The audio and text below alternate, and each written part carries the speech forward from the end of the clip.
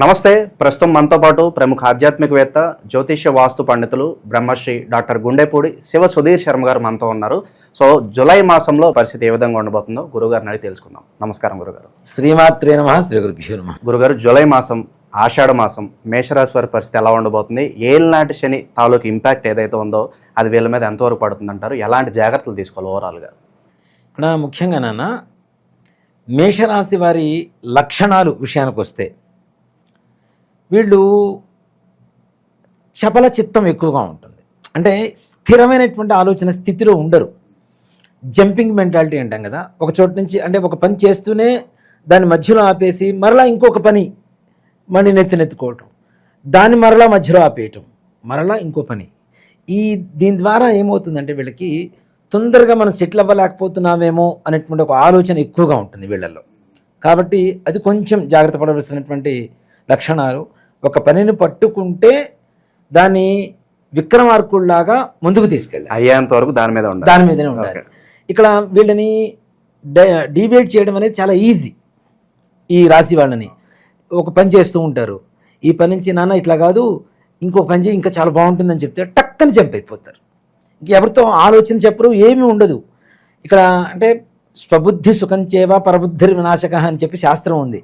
మన బుద్ధి మనకి ఎప్పుడు కూడా సుఖాన్ని ఇస్తుంది, పక్క వాళ్ళ ఆలోచన కొంచెం వినాశనాన్ని ఇస్తుంది అనేటువంటి ఒక సామెత ఏదైతే ఉందో మనకి శాస్త్రం, దాన్ని తప్పనిసరిగా వంట పట్టించుకోవాల్సినటువంటి పరిస్థితి మేషరాశి వాళ్ళకి తప్పనిసరిగా కలుగుతుంది. ఇక మేషరాశి వాళ్ళకి జూలై మాసంలో ఎలా ఉండబోతుంది అనేటువంటి విషయానికి వస్తే, ముఖ్యంగా జూలైలో పోయిన నెలలో కూడా చాలా బాగుందని చెప్పాం మనం.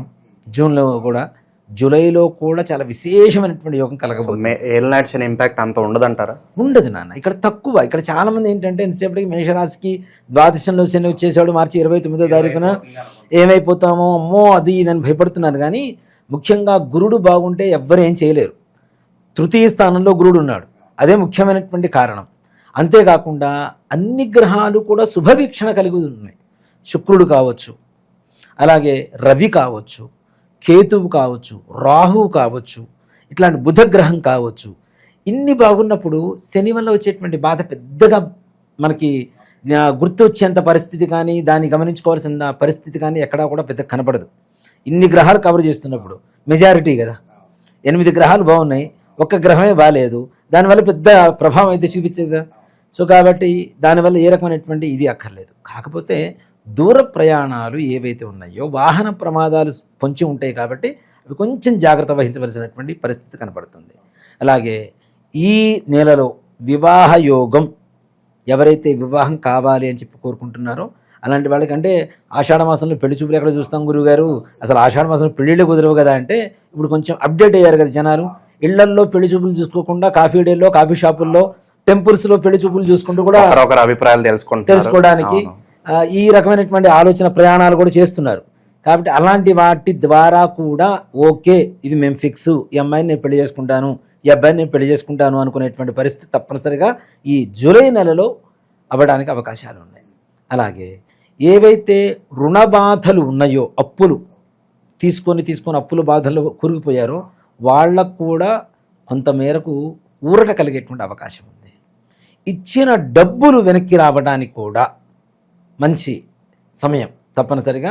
వీళ్ళు ఎన్నో రోజుల నుంచి అప్పులు ఇచ్చాము, వీడు ఇస్తాడా ఇవ్వడా, వదిలేద్దామా, ఇవ్వకపోతే ఎలా? ఇప్పుడు బాగా ఉన్నవాడికి ₹1,00,00,000 ఇవ్వడంలో పెద్ద ఇది కాదు. ₹1,00,00,000 అంటే అది కూడా సామాన్యమైన విషయం కాదు. కానీ ఒక 10 లక్షలు ఉన్నవాడికి ₹1,00,000 కూడా చాలా విలువైనటువంటి ధనమే అది. అలాంటి వాళ్ళు కూడా బాధపడుతుంటారు, ఇచ్చాం డబ్బులు ఇచ్చాం, ఇవ్వలేకపోతున్నాం. ఇప్పుడు నిజంగా చెప్పాలంటే మా దగ్గర జాతకానికి వచ్చినప్పుడు, గురువుగారు డబ్బులు ఇచ్చామంటే వెనక్కి రావట్లేదండి అంటే, ఇప్పుడు సర్వసాధారణంగా మనం ఏమనుకుంటాం, 20 లక్షలు ఇచ్చారో, 30 లక్షలు ఇచ్చారో, 50 లక్షలు ఇచ్చారో అనుకుంటాం. వాళ్ళని అడిగితే ₹1,00,000 అప్పుడు అర్థమవుతుంటుంది అనమాట. అరే సర్వసాధారణమైనటువంటి వ్యక్తులు కూడా ఉన్నారు, వీళ్ళకు కూడా ఇది కూడా నిజంగా భారమే కదా అనిపిస్తూ ఉంటుంది. సో కాబట్టి ఇచ్చిన డబ్బులు వెనక్కి రావడానికి ప్రయత్నం, గట్టిగా అడిగి తీసుకోవడానికి ప్రయత్నం చేయండి, తప్పనిసరిగా సఫలీకృతులు అవుతారు ఆ విషయంలో. అలాగే సంతానం కోసం ఎదురు చూస్తున్నటువంటి వాళ్ళకు కూడా సంతాన యోగానికి ఏ రకమైనటువంటి ఇబ్బందులు లేవు. ఈ నెలలో తప్పనిసరిగా మనం కన్సీవ్ అవ్వటం ఇట్లాంటివి తప్పనిసరిగా జరిగేటువంటి అవకాశాలు ఉన్నాయి. అలాగే లోపల ఉన్నటువంటి పిండానికి తగినటువంటి జాగ్రత్తలు తీసుకోవాల్సిన అవసరం కూడా కనపడుతుంది. కింద పడడాలు ఇట్లాంటివి కూడా జరుగుతుంటాయి. కాబట్టి కొంచెం జాగ్రత్త వహించండి. తద్వారా లోపల ఉండేటువంటి బిడ్డ కూడా క్షేమంగా ఉంటాడు. అలాగే ఇంట్లో పెద్దల అనారోగ్య పరిస్థితి నుంచి కూడా ఆరోగ్య పరిస్థితికి చక్కగా మెరుగుపడటం, అనారోగ్య పరిస్థితి ఆరోగ్యవంతులుగా అవ్వటం, అనుకున్న పనులు అనుకున్నట్టు అనుకున్న సమయానికి పూర్తయ్యేటువంటి మార్గం తప్పనిసరిగా మేషరాశి వాళ్ళకి కనపడుతుంది. ఇక నిరుద్యోగులకు వ్యాపారస్తులకు ఏదైనా సూచన ఉందా గురుగారు? తప్పనిసరిగా ఇక్కడ నిరుద్యోగులకు కూడా నాన్న ఉద్యోగం వెతకులాట స్టార్ట్ చేయండి, 100% ఉద్యోగం దొరుకుతుంది. అలాగే వ్యాపారస్తులు కూడా పక్క వాళ్ళ మీద దృష్టి తీసేసి మీ వ్యాపారం మీద దృష్టి పెట్టండి. ఇక్కడ ఎంతసేపటికి హ్యూమన్ సైకాలజీ, మానవ సహజమైనటువంటి లక్షణం ఏంటంటే మన ఇంట్లో కరెంటు పోతే పక్కింట్లోకి చూస్తాం ఫస్ట్. అట్లాగే ఆ లక్షణాలు మానేసి మన వ్యాపారం మీద మనం ఎప్పుడైతే దృష్టి పెడతామో తప్పనిసరిగా ఇప్పుడున్నటువంటి పరిస్థితుల్లో మంచి సమయం, సానుకూలంగా ఉన్నటువంటి సమయం కాబట్టి దృష్టి పెట్టండి. వ్యాపార విషయంలో చాలా చక్కగా ముందుకు వెళ్ళేటువంటి అవకాశం ఉంది. ఇక రాజకీయ నాయకుల పరిస్థితికి వస్తే వాళ్ళకు కూడా ఉన్నతమైనటువంటి స్థితి కలుగుతుంది, కానీ కొంచెం టెన్షన్తో. Without tension there is no success. వీళ్ళకి రిస్క్ ఉండాలంటారు. రిస్క్ ఉంటుంది, గ్యారంటీ. అవుతుందా కాదా చివరిలో కూడా వేరే వ్యక్తి పోటీకి రావటం, ఆ పోటీ తత్వంలో కూడా మరలా వీళ్ళకి జయం కలగడం అనేటువంటిది అంటే టెన్షన్తో కూడుకున్న వ్యవహారమే కదా. అవునా? రాజకీయ పరమైనటువంటి పదవులు ఎప్పుడు ఉంటాయో ఎప్పుడు పోతాయో కూడా తెలియనటువంటి పరిస్థితులు. అలాంటి వాళ్ళకి చిన్న చిన్న లీడర్స్ కూడా మంచి ఉన్నతమైనటువంటి పదవులు కలిగేటువంటి యోగం కనబడుతుంది. రియల్ ఎస్టేట్ రంగం వాళ్ళ వ్యవహారానికి వస్తే కూడా వాళ్ళకు కూడా మొన్న లాస్ట్ టైం కూడా చెప్పాను నేను, జూన్ నుంచే రేట్లు పెరుగుతున్నాయి, గ్యారంటీ పెరుగుతాయి కూడా. రాబోయేటువంటి రోజుల్లో ఇంకా రేట్లు పెరుగుతున్నాయి. ఇంతవరకు పెట్టినటువంటి పెట్టుబడులకి కట్టుకున్నటువంటి వడ్డీలు ఏవైతే ఉన్నాయో వాటికి మించినటువంటి ఆదాయం మీరు తొందరలో చవిచూడబోతున్నారు అన్న విషయాన్ని గుర్తుపెట్టుకోండి. తప్పనిసరిగా రియల్ ఎస్టేట్ రంగం వాళ్ళకు కూడా బాగుంటుంది. ఇక్కడ ముఖ్యంగా ఏంటంటే కొన్ని వ్యవహారాలు, ఇప్పుడు మనం జాతకం చెప్తున్నాం నాన్న, ఇట్లా గోచార ఫలితం చెప్తున్నాం కానీ మేషరాశిలో ఉన్నటువంటి ఇన్ని వేల కోట్ల మందికి, ఇన్ని వందల కోట్ల మందికి ఒకేలాగా ఉండాలని గ్యారంటీ లేదు ఎక్కడా కూడా. కాబట్టి వాళ్ళ వ్యక్తిగత జాతకం ఎప్పుడైతే చూస్తామో వాళ్ళకు ఉండేటువంటి గ్రహస్థితి, వాళ్ళు పుట్టినప్పుడు కానీ జన్మకుండలి, రాశికుండలి ఇవన్నీ చూసి, నవాంశ ఇవన్నీ చూసిన తర్వాత వాళ్ళ వైవాహిక జీవితం ఎలా ఉండబోతుంది, వాళ్ళ జీవితం ఎలా ఉండబోతుంది, సంపాదన ఎలా ఉండబోతుంది, ఇట్లాంటివన్నీ కూడాను వాళ్ళ వ్యక్తిగత జీవితం జాతకం చూస్తే తప్పనిసరిగా చెప్పవచ్చు. జాతకం అనేది డీప్గా వెళ్తే ఇక్కడ ఇప్పుడు తల్లిదండ్రులు జాతకం తీసుకొని వస్తారు నాన్న కొడుకు ఫ్రెండ్స్ ఏ ఫిజిక్లో ఉంటారు, అంటే ఫిజికల్గా ఎలా ఉంటారు అనేది కూడా చెప్పొచ్చు. ఏ స్కిన్ కలర్లో ఉంటారు, వాళ్ళు ఫిజికల్గా ఏ పర్సనాలిటీతో ఉంటారు, ఎలా ఉంటారు అనేది కూడా చెప్పదగినంత సూక్ష్మంగా లోపలికి వెళ్తే ఏ టైంలో మనం ఏ పనులు చేయాలి, కొన్ని రాంగ్ దశల్లో కొన్ని పనులు చేయడం వల్ల కూడా చాలా లాస్ వస్తుంది. తప్పనిసరిగా నాన్న, ఇప్పుడు మనకి టెంప్ట్ అయిపోయాం కదా అని చెప్పి గ్రహాలు అదే స్థాయిలో పనిచేయాలంటే కష్టం కదా. ఇక్కడ ఇప్పుడు కూడా టెంప్టింగ్ అనేది చూడండి, మంచి గ్రహస్థితి ఉన్నప్పుడు ఉండదు, 1-2 సార్లు ఆలోచింపజేస్తుంది. చెడు గ్రహస్థితి ఉన్నప్పుడే కదా టెంప్ట్ చేసేది. ఆటోమేటిక్గా వీళ్ళు ఏం చేస్తారంటే అయిపోయింది చెప్పి ముందుకు అడిగేస్తారు, దెబ్బతింటారు. సో మీరు ఇప్పుడు టెంప్టింగ్ అన్నారు కాబట్టి సాధారణంగా వీళ్ళు ఏళ్ళనాటి శనిలో ఉన్నారు కదా గురుగారు, ఈ టైంలో ఎవరో ఏదో ప్రలోభాలు పెట్టి నీకు అక్కడ ఉద్యోగం ఉంది, డబ్బులు కట్టాలి, లేదంటే అక్కడ ఏదో ఉంది నాతో వ్యాపారం చేయి, కొన్ని ఏదో అంటే ప్రలోభాలకు పెట్టే వాళ్ళు ఎక్కువ అవుతారు అంటారు. తప్పనిసరిగా నాన్న, ఇప్పుడు ఈ స్థలం తీసుకో బాగుంటుంది, అది ఆల్రెడీ వేరే వాళ్ళకి రిజిస్ట్రేషన్ అయి ఉంటుంది. ఉద్యోగం, డబ్బులు ఇప్పిస్తామని ఇప్పుడు ఇది పెద్ద ఒక మాఫియాలాగా తయారైపోయింది. కాబట్టి ఇట్లాంటి వాటిలో జాగ్రత్త పడాల్సినటువంటి అవసరం చాలా ఉంది. అలా టెంప్ట్ అవ్వద్దు. గురుడు తృతీయంలో ఉన్నాడు, తగిన కొంచెం సమయం కేటాయిస్తే మంచి ఆలోచన వస్తుంది. కాబట్టి టెంప్ట్ అయిపోయి ముందుకు వెళ్ళొద్దు. దీంట్లో ముఖ్యంగా హైట్ తక్కువగా, కలర్ తక్కువగా ఉండేటువంటి పర్సన్స్ ఎక్కువగా మీకు తారసపడేటువంటి అవకాశాలు ఉన్నాయి. వీళ్ళని ఈ రాశి వాళ్ళు ప్రస్తుతానికి ఉన్నటువంటి పరిస్థితుల్లో అసలు నమ్మొద్దని చెప్తా. వాళ్ళ ద్వారానే తప్పుడు అడుగులు వేసేటువంటి పరిస్థితులు కనపడుతుంది. ఇక చివరగా విద్యార్థుల పరిస్థితి ఏంటి, విదేశాలకు ప్రయత్నించుకోవచ్చు అంటారా? విద్యార్థులకి కూడా చాలా ఉన్నతమైనటువంటి అంటే వాళ్ళు రాసిన పరీక్షలు ఏవైతే ఉంటాయో ఉత్తీర్ణులు అవుతారు, దాంట్లో ఏ రకమైనటువంటి సమస్య లేదు.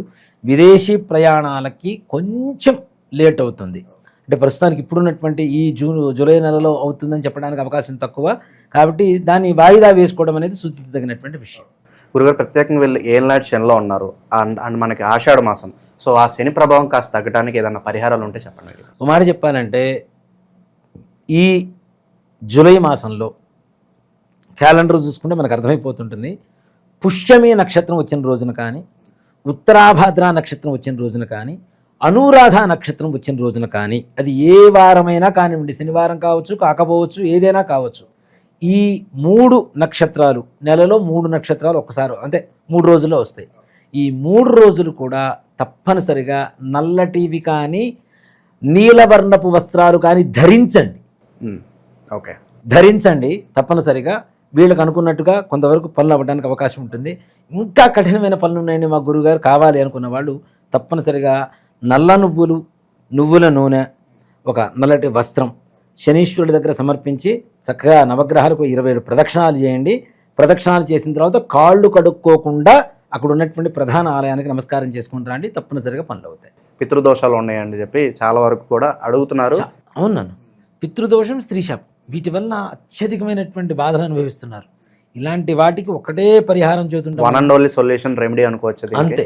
ప్రపంచంలో ఎవరు ఎన్ని చెప్పినా, ఇప్పుడు నేను సుధీర్ శర్మ ఉన్నానండి, సుధీర్ శర్మ లాంటివాడే సుధీర్ శర్మ కాడు కదా. ఇది కూడా అంతే. చాలామంది చాలా రకాల ప్రయత్నాలు చేస్తున్నారు. అంటే ఎవరికి తోచిన విధంగా వాళ్ళకు చెప్తే అది నిజమైపోదుగా. నిజం చెప్పడమే నిజం కదా. నాకు తోచింది చెప్తే నిజం కాదు, నిజాన్ని చెప్పగలిగితే నిజం అవుతుంది. దీన్ని రకరకాలుగా మారుస్తూ ఉన్నారు.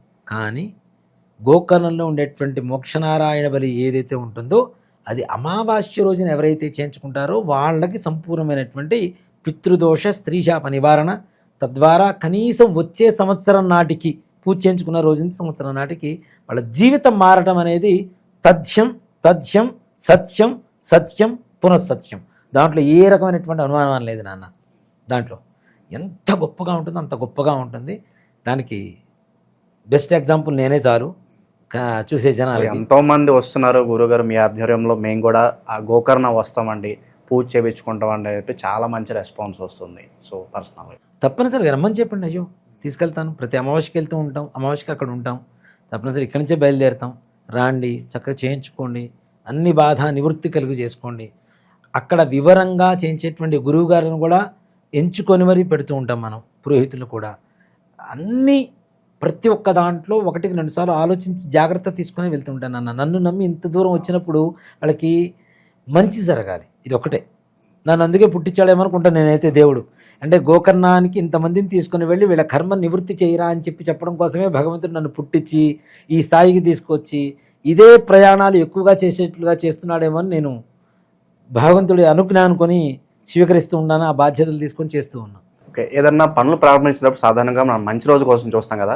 వారంలో సోమవారం నుంచి శనివారం వరకు ఏ రోజు బాగా కలిసి వస్తుంది అంటారు వీళ్ళకి ముఖ్యంగా చెప్పాలంటే చాలామందికి కలిసి రానటువంటి రోజు మంగళవారం వీళ్ళకి బాగా కలిసి వస్తుంది.